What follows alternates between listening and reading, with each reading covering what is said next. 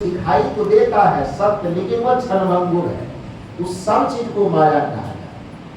हालांकि माने लोगों ने माया को इतना ज्यादा सीमित कर दिया कि पुरुष के पास यदि गाल बजाता है, स्त्री जितना है सब माया, स्त्री के पास हो जाए तो पुरुष जितना है सब माया। हालांकि पुरुष को माया कहा नहीं गया, छुपा के रखा है सब पुरुष को। लेकिन हकीकत यह है कि साधना और भक्ति के मार्ग में चलने वाले लोगों के लिए यदि स्त्री उस साधना के मार्ग पे चल रही है तो पुरुष उसके लिए माया है, और पुरुष यदि साधना के मार्ग पर चल रहे हैं तो स्त्री उसके लिए माया है।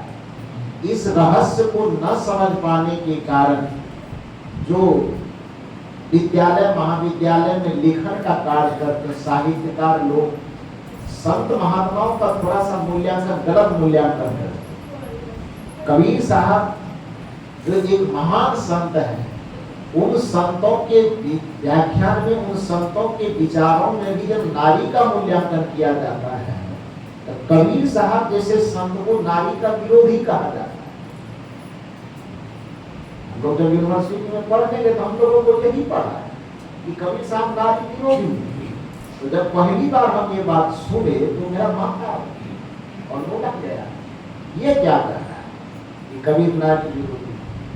तो अब क्लास में पढ़ा रहे हैं तो वहां तो हम चुपचाप केवल सुनते रहे, क्या बोलेंगे। लेकिन जब एकांत में हुए तो प्रोफेसर साहब से हमने बात करना शुरू। सारा भैया पढ़ाते विद्यार्थी के बीच में मुझे कुछ कहना ठीक नहीं लगा। विद्यार्थी के बीच में कुछ कहें तो हो सकता है आपको बेइज्जती। मैं कहा लेकिन आप जो पढ़ाए वो ठीक नहीं पढ़ाए। उन्होंने कहा कैसे, देखिए ये चीज लिखा हुआ है, माया महाठगनी हम जाने, त्रिगुणी फांस लिए कर बोले बोले मधुरी बानी, स्त्री वगैरह तो इसमें माया कहा गया। तो मैंने कहा सर ठीक है, चलिए एक बात मैं आपसे व्यक्तिगत वाले बात करूं, फिर तो बाद में देखा जाए। मैंने कहा एक बात बताइए, आप डायबिटीज के पेशेंट हैं, डॉक्टर के पास इलाज के लिए गए, डॉक्टर साहब को आप दिखा रहे हैं, चेकअप करवा रहे हैं। संजोग से डॉक्टर साहब जहां आपको चेक कर रहे हैं उसी टेबल पर 5 किलो रसगुल्ला रखा हुआ है। अब चेकअप के दरमियान में आप डॉक्टर साहब से पूछ रहे हैं, डॉक्टर साहब डायबिटीज का इलाज आप कर रहे हैं, दवाई दे रहे हैं, कभी कभी रसगुल्ला खा सकते हैं नहीं,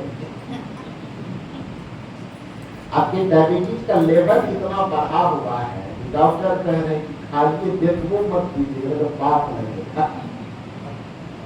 वो आपके लिए रसगुल्ला नहीं है, वो जहर है। तो डॉक्टर ने ऐसा कहा तो डॉक्टर गलत कहा गया।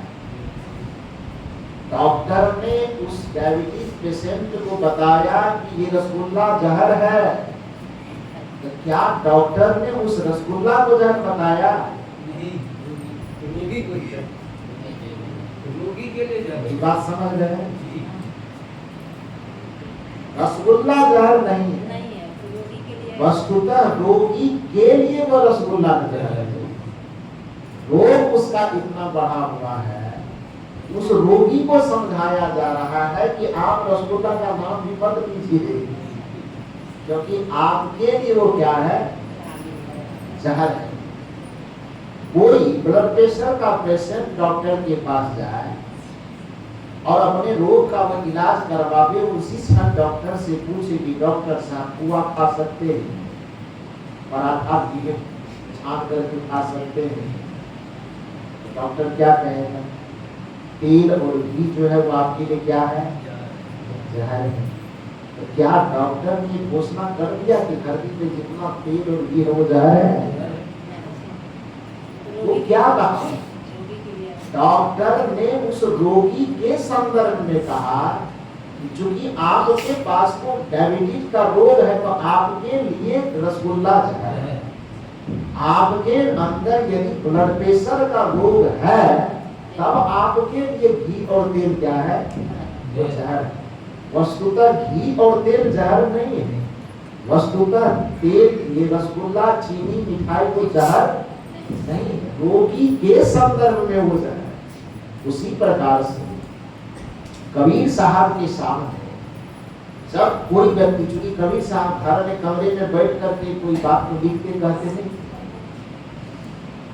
उनके पूरे प्रवचन में आप सुनिए, जितने भजन बनाए हुए हैं, कहत कबीर सुनो भाई सामने, वो कहते हैं कोई सामने में सुनने वाला होता है।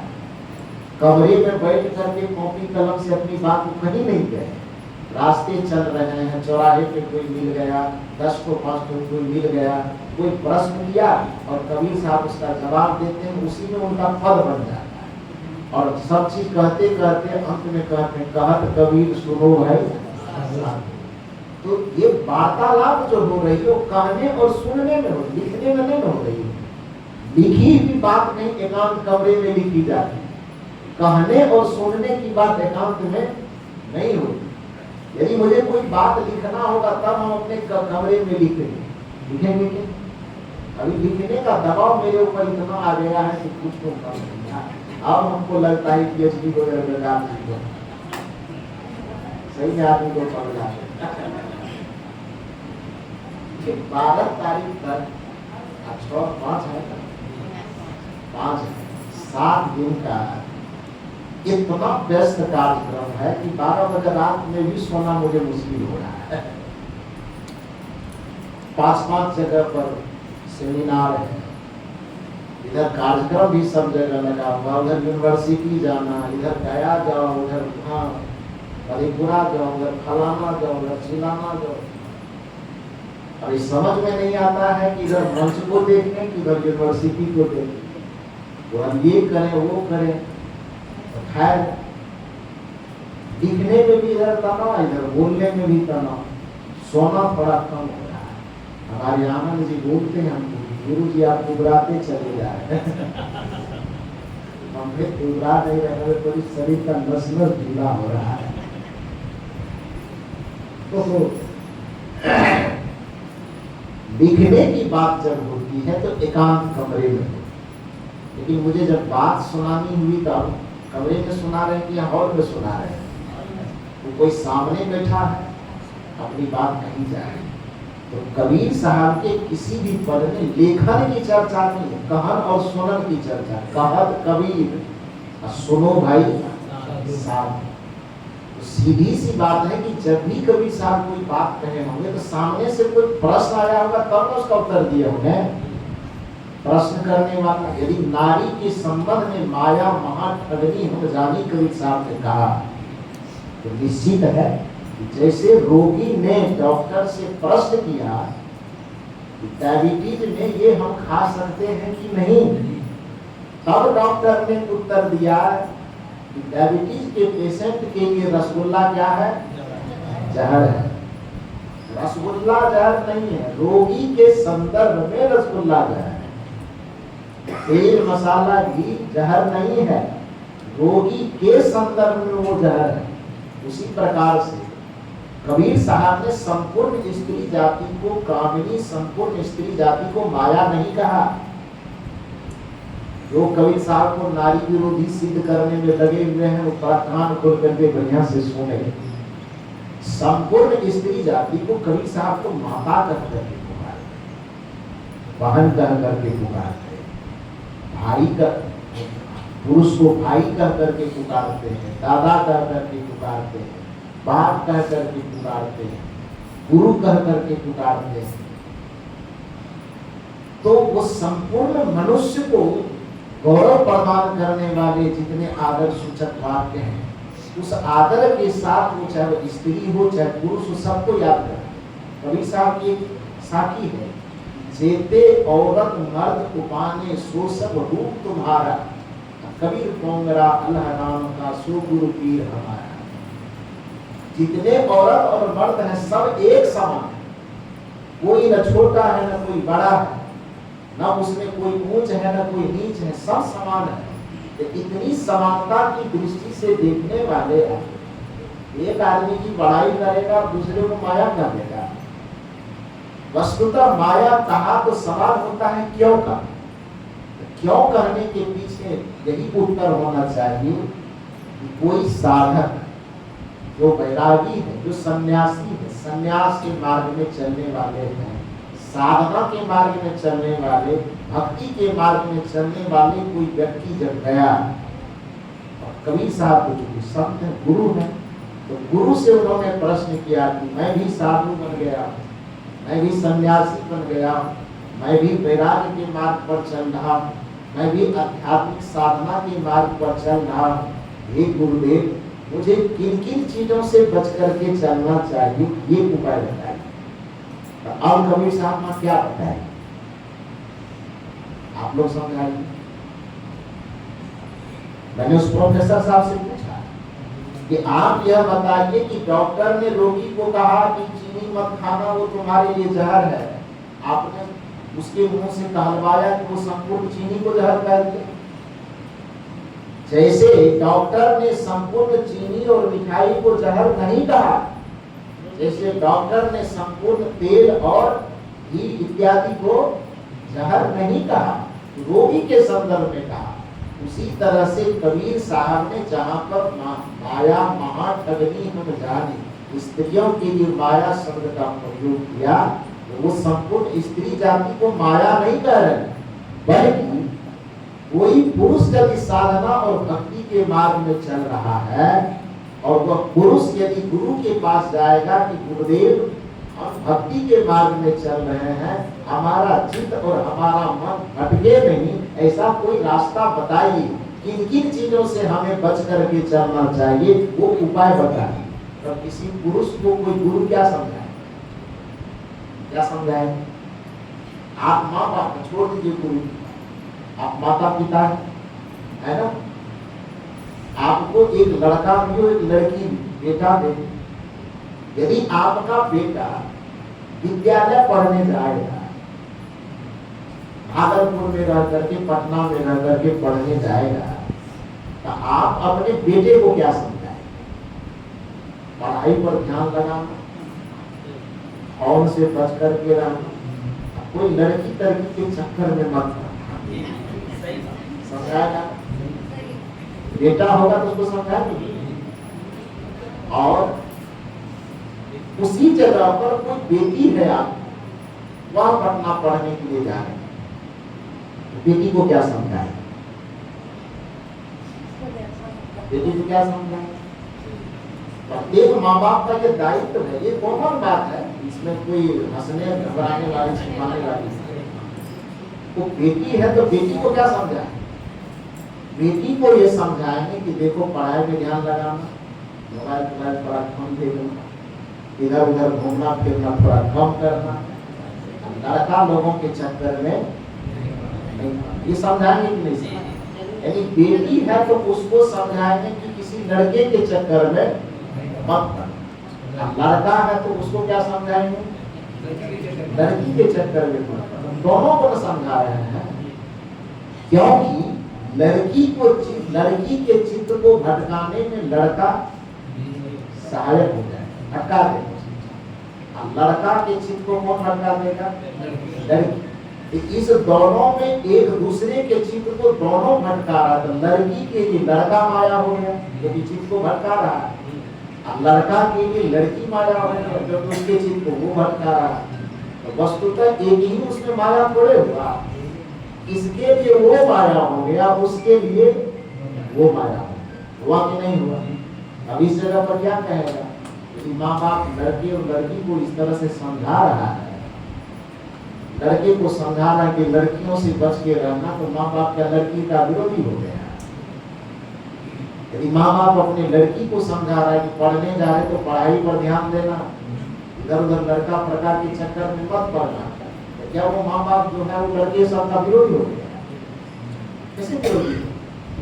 ये तो समझाने के लिए, रास्ता पर चलाने के लिए बातें कही जाती है। जब कबीर जैसे महान तत्ववेता सब उसके सामने में स्त्री रूप में भी कोई साधिका जाती है कि गुरु जी हम साधना भक्ति करना चाहते हैं, किन किन चीजों से हमें बचना चाहिए? पुरुष साधक भी जाता होगा, गुरुदेव हम साधना भक्ति के मार्ग पर चल रहे हैं, हमें किन किन चीजों से बचना चाहिए? तो जब पुरुष साधक जाएगा अपने गुरु के पास में तो उसको क्या समझाएगा? माया महाप्रगति हम जान, उससे बच करके कहेगा कि नहीं कहेगा। अब कोई स्त्री साधिका जब जाएगी कि हमको भक्ति सत्संग साधना करना है, ध्यान करना है, भजन करना है, तो स्त्री को क्या समझाएगा? पुरुष से बच करके बताएगा कि नहीं बताएगा। अब इन तथ्यों को न समझ पाने के कारण कोई कलम का कारीगर जो न अपना बुद्धि लगाता है न विवेक लगाता है, वो केवल कलम की खींचातानी करेगा। और वो कबीर साहब जिसे निराले संत को कहे कि वो स्त्री के विरोधी है, उसका बुद्धि का दिवाला निकल गया कि नहीं निकला? इतनी सी कोमल सी बात है भाई। एक सामान्य माँ बाप अपने बच्चे तक को ये समझा सकते हैं। जो संत हजारों लाखों के गुरु हैं, गार्जन है। गुरु मन क्या होता है? माता पिता एक सामान्य गार्जन तो है ही, लेकिन गुरु तो महागार्जन है भाई। वो हमारे भौतिक दृष्टिकोण से भी हमारी सुरक्षा करते हैं और आध्यात्मिक दृष्टिकोण से भी हमारी सुरक्षा करते हैं, इहलौकिक दृष्टिकोण से भी हमारी सुरक्षा करते हैं और पारलौकिक दृष्टिकोण से भी हमारी सुरक्षा करते हैं। तो जब इहलौकिक सुरक्षा करने वाले माता पिता लड़के को अलग तरीके से, लड़की को अलग तरीके से समझा सकते हैं, लड़के को लड़की से बचने की सलाह दे सकते हैं और लड़की को लड़के से बचने की सलाह दे सकते हैं, तो जो सदगुरु हमारे महागार्जन हैं, जो सदगुरु हमारे महासंरक्षक हैं, क्या उसको भक्ति के मार्ग में चलने वाले लोगों को, पुरुष को स्त्री घट से बचने की सलाह नहीं देना चाहिए? देना चाहिए कि नहीं? और यदि कोई स्त्री साधना भक्ति के मार्ग में चल रही है, तो उसको पुरुष से बचने की सलाह नहीं देनी चाहिए? देनी चाहिए ना। तो इसमें विरोधी कौन चीज लगता है? वस्तुतः कबीर साहब न स्त्री के विरोधी है, न कबीर साहब पुरुष के, बल्कि दोनों एक दूसरे के विपरीत होने के कारण एक दूसरे के विपरीत आकर्षण में फंस करके भक्ति को यदि वह भूल जाता है, साधना को भूल जाता है, धर्म को भूल जाता है, अध्यात्म को भूल जाता है, मर्यादा को भूल जाता है, तो उस जगह पर कबीर साहब जैसे जागरूक संत को एक बाउंड्री लाइन तो खींचना पड़ेगा कि तुम इस साइड रहो, वो उस साइड रहो। लाइन खींचेगा कि नहीं खींचेगा? तो इतनी सी इस लाइन को खींचने के कारण कबीर साहब जैसे संत को नारी विरोधी कहना बिल्कुल बेवकूफी है, ना समझिए, उनके दृष्टिकोण को नहीं समझ। खैर, वस्तुतः न स्त्री माया है न पुरुष माया है, और स्त्री भी माया है, पुरुष भी माया है। स्त्री और पुरुष माया कब नहीं है? जब दोनों अपनी अपनी मर्यादा में रहकर, यदि गृहस्थी मर्यादा में जी रहे हैं, तो पति पत्नी संयम के साथ जीवन जीते हुए पत्नी को एक पतिव्रत रह करके और पति को एक पत्नीव्रत रह करके पति पत्नी और बच्चे के बीच में अपना जीवन यापन जो गृहस्थी होता है वो करते हुए भक्ति भजन सत्संग साधु सेवा सब करते हुए चले, तो गृहस्थी मर्यादा को मायावी माया नहीं, मायावी चीज नहीं है। लेकिन पहले ही मैंने बताया कि उस गृहस्थी को भी यदि आप संयम पूर्वक सदाचार पूर्वक जीते हैं, तो उसमें भी अपने मन को विषयों में उतना ही उलझाइए जितना सब्जी में नमक डालते हैं आप स्वाद पैदा कर देंगे। और हद से ज्यादा आपने नमक डाल दिया तो फिर क्या होगा? हो जाएगा। तब तो आप माया की दलदल में फंस गया, गृह कारक नाना कर गया। तो ऐसे नहीं। इसको एक दूसरा उदाहरण से मैं और समझाने का प्रयास करता हूँ। कई बार मैंने लोगों के बीच उदाहरण रखा है कि आप एक गिलास में काला रंग घोल लीजिए। स्वाभाविक है कि रंग काला है, तो उसको आप क्या कीजिए, एक लोटा जल में मिला दीजिए। जल सफेद है, साफ है, और उसमें एक गिलास काला रंग मिला देंगे, उस कमंडल या लोटा का जल कैसा हो जाएगा? सब काला हो जाएगा। एक बाल्टी जल में मिलाएंगे तब क्या होगा? काला होगा, थोड़ा सा कम होगा, लेकिन फिर भी काला होगा। अब उसी एक गिलास काले रंग को जाकर के हम एक पोखर में मिलाते हैं।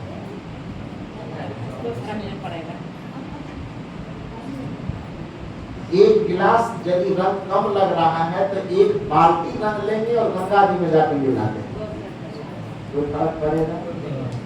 नहीं पड़ेगा। ठीक उसी प्रकार से जब आपकी चेतना का विस्तार जितना होते चला जाता है, आपके जीवन में विषय की मात्रा यदि कम हो तो वो आपके जीवन पर असर इसलिए नहीं डालेगा क्योंकि गिलास का रंग मान लो कि माया है, और वो क्या कहते हैं, बाल्टी का पानी अथवा नदी का पानी अथवा पोखर के पानी को आप मान लीजिए कि वो एक प्रकार की जो आपका भक्ति है गुरु के प्रति, ईश्वर के प्रति, भगवान के प्रति। तो जब आपके जीवन में गुरु के प्रति भक्ति होती है, ईश्वर और परमात्मा के प्रति भक्ति होती, तो आपके चित्त का इतना विस्तार हो जाता है, आपके मन का इतना विस्तार हो जाता है, आपके हृदय का इतना विस्तार हो जाता है कि जैसे एक गिलास पानी में यदि एक कोरिया रंग डाला जाए तो गिलास के पानी को काला कर देगा, लेकिन उसी रंग को यदि पोखर में डाला जाए या गंगा जी में डाला जाए तो उसमें कोई असर नहीं करेगा। जब आपका मन केवल एक बेटा, बेटी और पत्नी परिवार में केवल उलझा हुआ है, इसका मतलब है कि आपके अंदर उस सीमित गिलास वाला पानी है गया, उसमें माया का थोड़ा सा भी रंग पड़ेगा तो क्या होगा, आपको काला कर देगा। लेकिन यदि आप परम तत्व परमात्मा की भक्ति के क्षेत्र में आपका मन लगा हुआ है, गुरु की भक्ति में आपका मन लगा हुआ है, तो गुरु के भक्ति में मन लगने पर आपका मन का क्या हो जाता है, विस्तार हो जाता है। परमात्मा की भक्ति में, ईश्वर की भक्ति में लगने पर आपके मन का क्या हो जाता है, विस्तार हो जाता है। यही कारण है जब पत्नी बच्चे के प्रति हमारी आसक्ति होती है तो उसको क्या बोला जाता है, मोह बोला जाता है। और जब लोग उपकार के प्रति, सेवा के प्रति, समर्पण के प्रति हमारी आसक्ति होती है, समाज का हित करने के प्रति, प्राणी का हित करने के प्रति हमारा समर्पण होता है, तब उसको प्रेम बोला जाता है। और जब गुरु के प्रति, ईश्वर के प्रति हमारी आसक्ति होती है तो उसको भक्ति बोला जाता है। चीज एक ही है जिसको हम आसक्ति कहते हैं।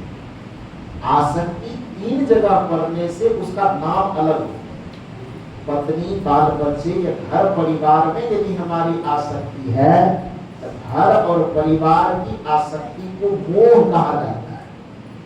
संत और गुरु के प्रति जब हमारी आसक्ति होती है, समाज के प्रति, राष्ट्र के प्रति हमारी आसक्ति होती है तो उसको प्रेम बोला जाता है।